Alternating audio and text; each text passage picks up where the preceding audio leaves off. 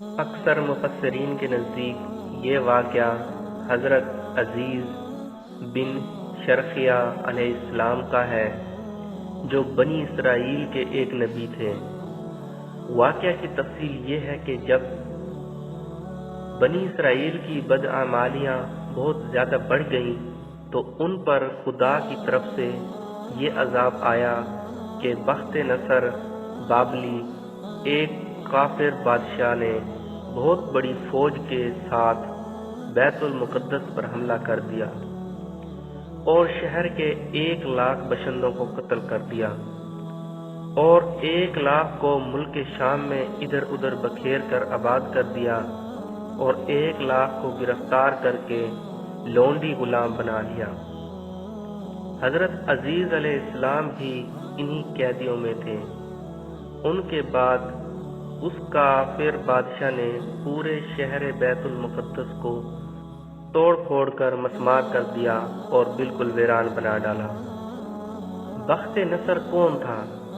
قوم عمالقہ کا ایک لڑکا ان کے بت نصر کے پاس لاوارث پڑا ہوا ملا، چونکہ اس کے باپ کا نام کسی کو نہیں معلوم تھا، اس لیے لوگوں نے اس کا نام بخت نصر یعنی نصر کا بیٹا رکھ دیا۔ خدا کی شان کہ یہ لڑکا بڑا ہو کر کیراسف بادشاہ کی طرف سے سلطنت بابل پر گورنر مقرر ہو گیا، پھر یہ خود دنیا کا بہت بڑا بادشاہ ہو گیا۔ کچھ دنوں کے بعد حضرت عزیز علیہ السلام جب بخت نصر کی قید سے رہا ہوئے تو ایک گدھے پر سوار ہو کر اپنے شہر بیت المقدس میں داخل ہوئے۔ اپنے شہر کی ویرانی اور بربادی دیکھ کر ان کا دل بھر آیا اور وہ رو پڑے۔ چاروں طرف چکر لگایا مگر انہیں کسی انسان کی شکل نظر نہیں آئی۔ ہاں، یہ دیکھا کہ وہاں کے درختوں پر خوب زیادہ پھل آئے ہیں جو پک کر تیار ہو چکے ہیں، مگر کوئی ان پھلوں کو توڑنے والا نہیں ہے۔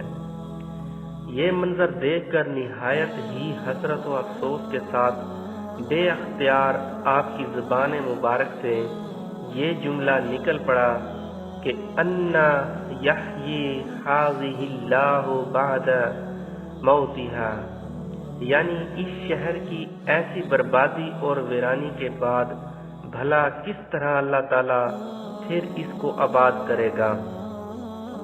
پھر آپ نے کچھ پھلوں کو توڑ کر تناول فرمایا اور انگوروں کو نچوڑ کر اس کا شیرہ نوش فرمایا، پھر بچے ہوئے پھلوں کو اپنے جھولے میں ڈال لیا اور بچے ہوئے انگور کے شیرہ کو اپنی مشک میں بھر لیا اور اپنے گدھے کو ایک مضبوط رسی سے باندھ دیا، اور پھر آپ ایک درخت کے نیچے لیٹ کر سو گئے اور اسی نیند کی حالت میں آپ کی وفات ہو گئی۔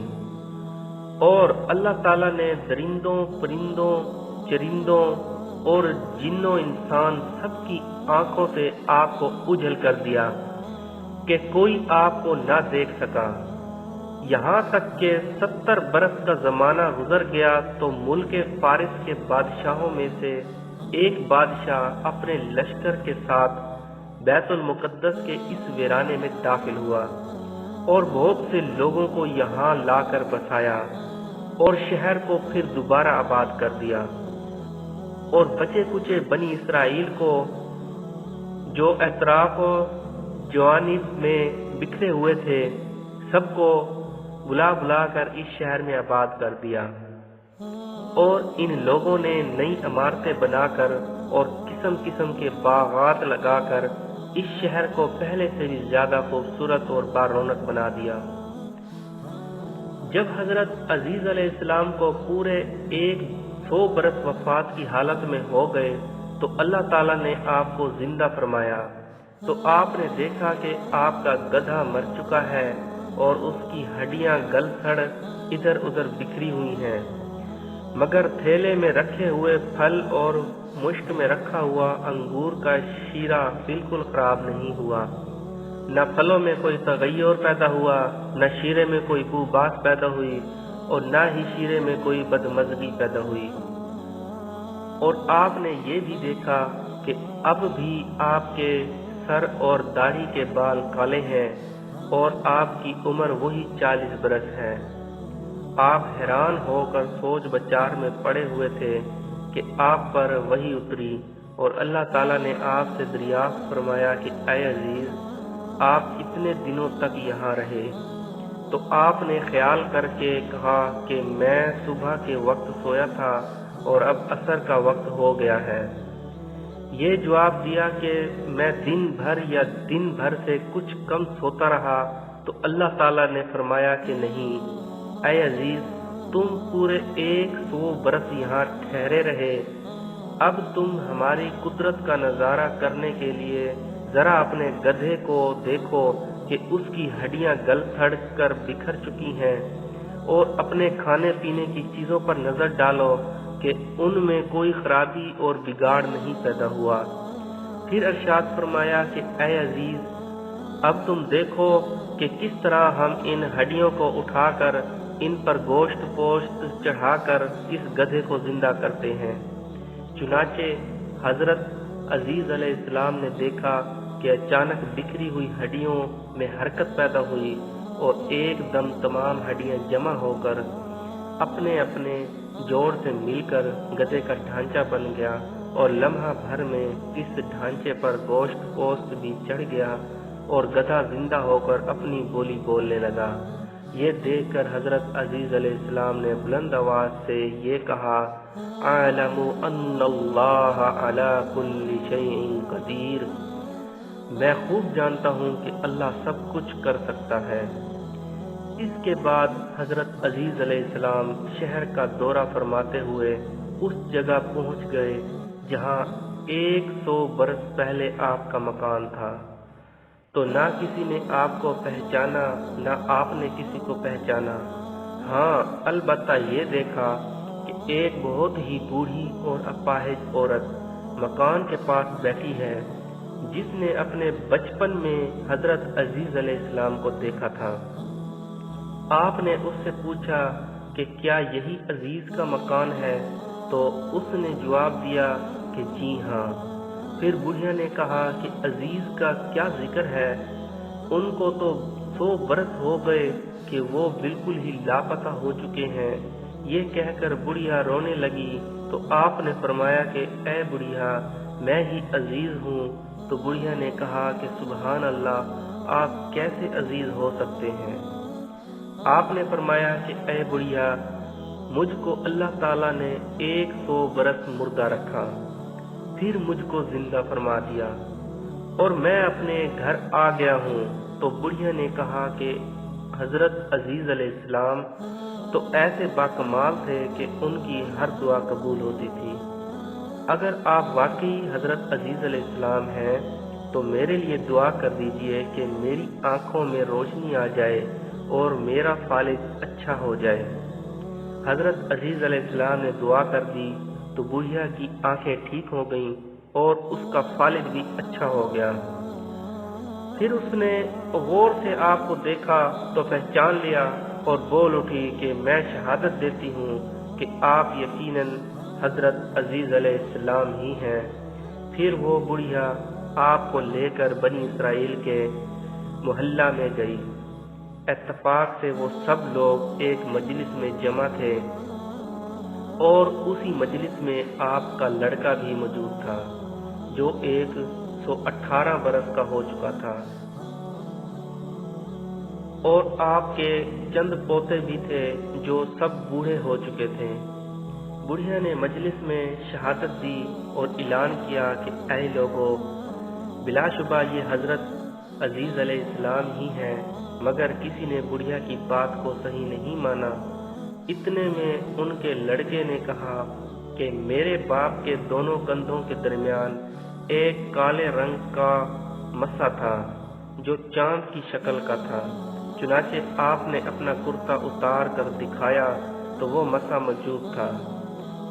پھر لوگوں نے کہا کہ حضرت عزیز کو تو رات زبانی یاد تھی، اگر آپ عزیز ہیں تو زبانی تورات پڑھ کر سنائیے۔ آپ نے بغیر کسی جھجک کے فوراً پوری تورات پڑھ کر سنا دی۔ بخت نصر بادشاہ نے بیت المقدس کو تباہ کرتے وقت 40,000 تورات کے عالموں کو چن چن کر قتل کر دیا تھا، اور تورات کی کوئی جلد بھی اس نے زمین پر باقی نہیں چھوڑی تھی۔ اب یہ سوال پیدا ہوا کہ حضرت عزیز علیہ السلام نے تورات صحیح پڑھی ہے یا نہیں؟ تو ایک آدمی نے کہا کہ میں نے اپنے باپ سے سنا ہے کہ جس دن ہم لوگوں کو بخت نصر نے گرفتار کیا تھا، اس دن ایک ویرانے میں ایک انگور کی بیل کی جڑ میں توریت کی ایک جلد دفن کر دی گئی تھی۔ اگر تم لوگ میرے دادا کے انگور کی جگہ کی نشاندہی کر دو تو میں تورات کی ایک جلد برآمد کر دوں گا۔ اس وقت پتہ چل جائے گا کہ حضرت عزیز علیہ السلام نے جو تورات پڑھی ہے وہ صحیح ہے یا نہیں۔ چنانچہ لوگوں نے تلاش کر کے اور زمین کھود کر تورات کی جلد نکال لی، تو وہ حرف بحرف حضرت عزیز علیہ السلام کی زبانی یاد کی ہوئی تورات کے مطابق تھی۔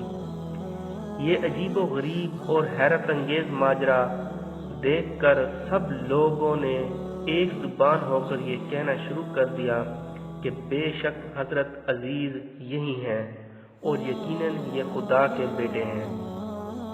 چنانچہ اسی دن سے یہ غلط اور مشرکانہ عقیدہ یہودیوں میں پھیل گیا کہ معاذ اللہ حضرت عزیز خدا کے بیٹے ہیں۔ اللہ اکبر، استغفر اللہ۔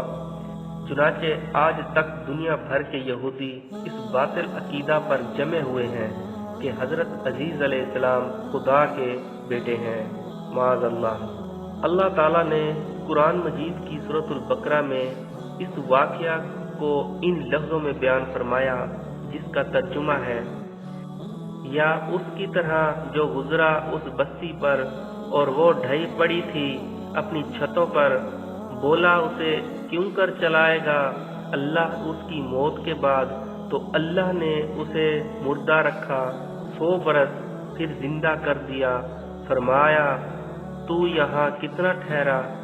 عرض کی دن بھر ٹھہرا ہوں گا یا کچھ کم۔ فرمایا نہیں، بلکہ تجھے 100 برس گزر گئے، اور اپنے کھانے اور پانی کو دیکھ کہ اب تک بو نہ لایا، اور اپنے گدھے کو دیکھ کہ جس کی ہڈیاں تک سلامت نہ رہیں، اور یہ اس لیے کہ تجھے ہم لوگوں کے واسطے نشانی کریں، اور ان ہڈیوں کو دیکھ کیوں کر ہم انہیں اٹھان دیتے پھر انہیں گوشت پہناتے ہیں۔ جب یہ معاملہ اس پر ظاہر ہو گیا، بولا میں خوب جانتا ہوں کہ اللہ سب کچھ کر سکتا ہے۔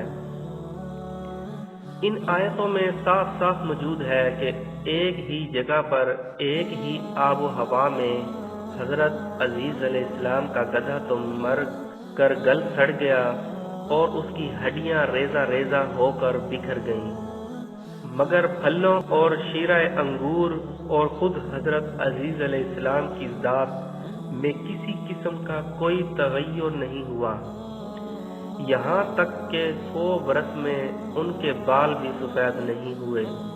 اس سے ثابت ہوتا ہے کہ ایک ہی قبرستان کے اندر ایک ہی آب و ہوا میں اگر بعض مردوں کی لاشیں گل سڑ کر فنا ہو جائیں اور بعض بزرگوں کی لاشیں سلامت رہ جائیں اور ان کے کفن بھی میلے نہ ہوں، ایسا ہو سکتا ہے، بلکہ بارہا ایسا ہوا ہے، اور حضرت عزیز علیہ السلام کا یہ قرآنی واقعہ اس کی بہترین دلیل ہے۔ بیت المقدس کی تباہی اور ویرانی دیکھ کر حضرت عزیز علیہ السلام غم میں ڈوب گئے اور فکر مند ہو کر یہ کہہ دیا کہ اس شہر کی بربادی اور ویرانی کے بعد کیوں کر اللہ تعالیٰ اس شہر کو دوبارہ آباد فرمائے گا۔ اس سے ثابت ہوتا ہے کہ اپنے وطن اور شہر سے محبت کرنا اور الفت رکھنا یہ صالحین اور اللہ والوں کا طریقہ ہے۔ دعا ہے اللہ کریم ہم سب مسلمانوں کو اسلامی واقعات قرآن شریف کی ہدایت کی روشنی میں سننے، سمجھنے اور اس پر عمل کرنے کی توفیق نصیب فرمائے۔ آمین۔ وما علینا الا البلاغ المبین۔ صدق اللہ العظیم۔